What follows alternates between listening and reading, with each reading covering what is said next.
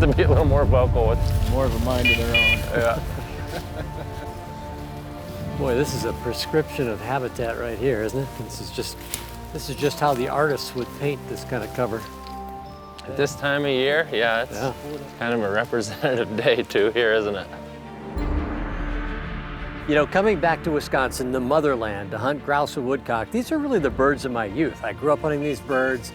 Careful, Stash. Oh, there you go. Oh, there he is. He's on point. You go where you want to go and I'll back you up. Ruffed grouse are truly the royalty of game birds. They're extremely hard to hit. The cover that they live in is dense and at times impenetrable. They can turn the best dog inside out trying to track them. Pretty, pretty, pretty. Look at that. Bird up. Good shot. Sweet, sweet, sweet. You know, sometimes you just have to shoot even if it is behind a tree and hope a magic pellet gets through. Good boy, Stash. Heel. Stash. This is the new heat-seeking mode from Winchester. And so getting back up here at the peak of the cycle, the grouse cycle, which is a 10-year phenomenon, we're at the best populations they've literally had in a decade, was really special. Kill that bird. Woodcock. Bird. Good shot. Yeah, he's down hard. It's a nice hen woodcock, a little bigger than the males. Good shot. Boy, this is a birdie zone here, isn't it? We're in northwestern Wisconsin, hunting a combination of national forest land, county land, state land, a little bit of private property. Perhaps the best place to hunt grouse in the whole world.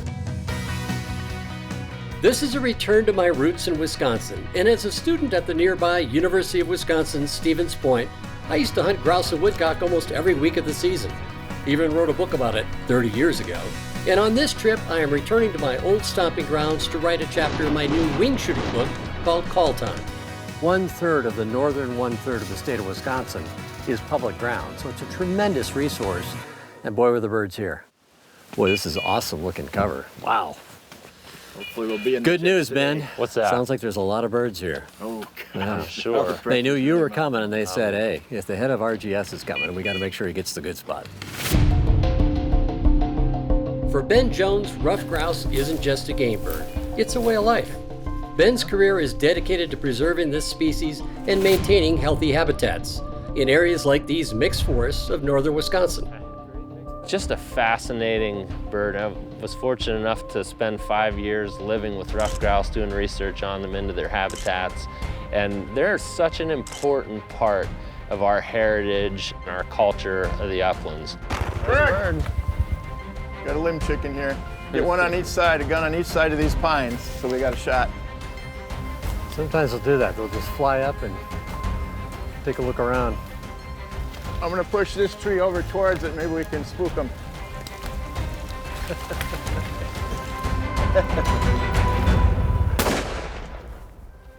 Okay, bird down.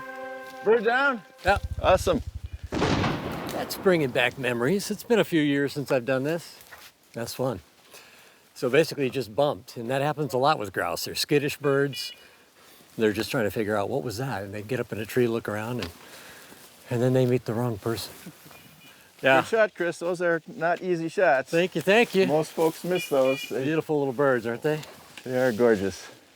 With the broken band, is that a female, I guess? Yeah, and another way to tell is these tail coverts The here. two spots versus We've got one. a single spot. Yeah. And then when we're looking at age, we look at these 3 primary feathers. Gorgeous They're birds. and incredible birds. Gorgeous on the table as well. Good Well, that was start, fun. man. That didn't take long. That's one way to do it. We're on the board. Throughout much of their range, grouse and woodcock share similar habitat, allowing for mixed bag upland hunts in these thick timbers. The two species are both able to quickly launch skyward when approached by a hunter. Woodcock! That was a cool backdrop, man. Nice blue sky behind them. That was awesome. Yeah, the challenges of woodcock hunting, I think, and one of the things that also makes it so appealing is the here one day, gone the next. There it is. Oh! But that one was rocketing out of there. That's awesome. Holy cow. He was motoring. He blasted out of there. That was cool. Practicing conservation? Mm-hmm. Always. Always. And Ben isn't joking. As president and CEO of the Ruffed Grouse Society and the American Woodcock Society, he's a champion of grouse and woodcock conservation. The Ruffed Grouse Society was started in 1961 by some individuals who were really interested at that time in ruffed grouse conservation and in learning more about their habitats and how to improve their habitats. We've held true to that all the way along. We're proponents of science-based management, both in wildlife management, advocates for sound, sustainable forest management, and those are all the things that ruffed grouse really need to thrive. We've learned so much about ruffed grouse habitat, and where we're at right now is it's the conservation crossroads.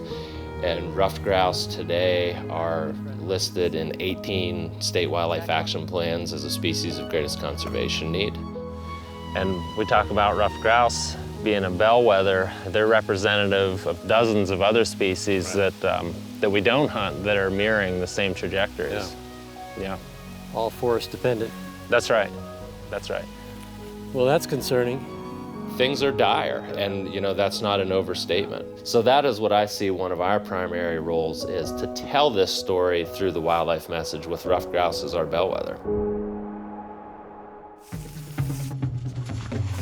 Dr. Ben Jones and I are pushing our way through the thick mixed forest in northern Wisconsin for grouse and woodcock. Joining us is another hunter with a passion for these thrilling and sometimes maddening birds. I see her. You see him up there? Yep. Bird up! Mark him down. Hey, great shot. Thank you, thank you. That was a woodcock? Yeah, that was a woodcock. Good boy. Good boy, Josh. Good Yeah, dog. never find that bird without a dog. That's right. Job security, buddy. It's called job security. You know, Dave Moore is chairman of the board of Ruffed Grouse Society, American Woodcock Society. Oh, we got a point over here. Pretty. Just good humor, good company, and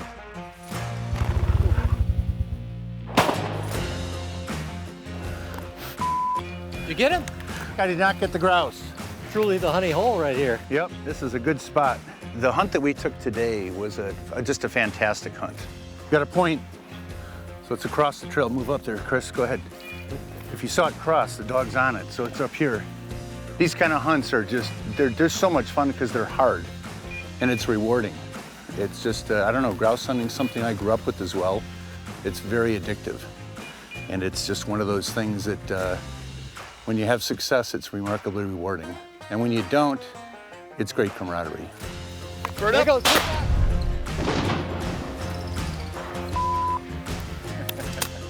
I don't miss this much. This That is was really like horrible. a bat, wasn't it? Going through the trees? Yeah, it wasn't That even a was woodcock. just like a bat. Good thing I didn't shoot it. Yeah, they're protected. Yeah, that's right. Damn. Like that first grouse. Grouse! Yeah, I know.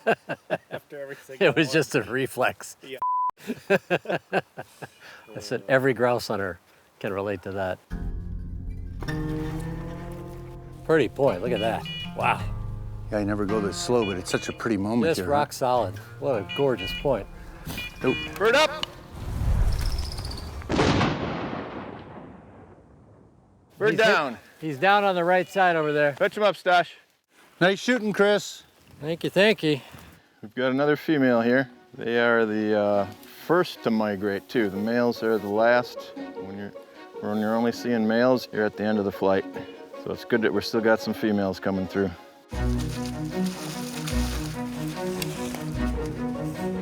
Birdie there, huh? Let me know when you're ready.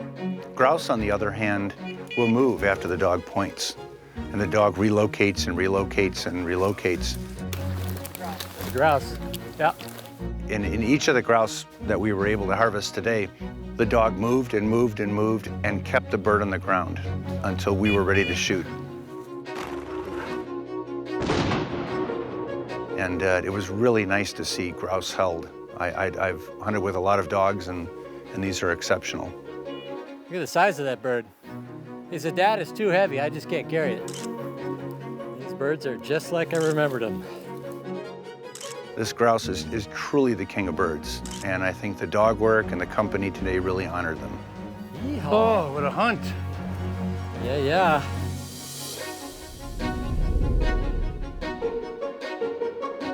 These amazing game birds are both electrifying in the field and exquisite on the table. See how it bubbles on top when I put that oil? It's essentially frying it. This is a classic French technique, and I find the combination of basting and using a black steel pan helps you get caramelization on the bird as fast as possible. The reason we want to do it quickly is because game birds are very low in fat, and if we cook them for a long period of time, it's going to be overcooked. Ruffed grouse and woodcock.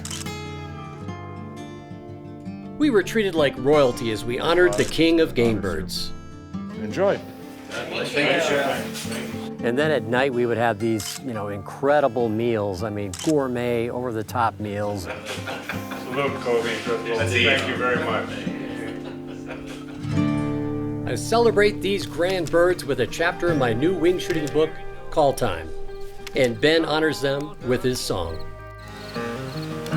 Same old stories gotta come to an end. So it was really everything I'd hoped for. It's one of those, I haven't done this for a while.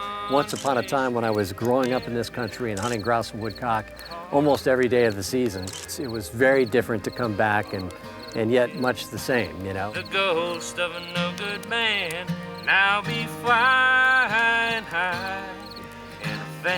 This is the elixir of why we hunt in the North Country and just coming together as people that share a passion, and it's good medicine. Now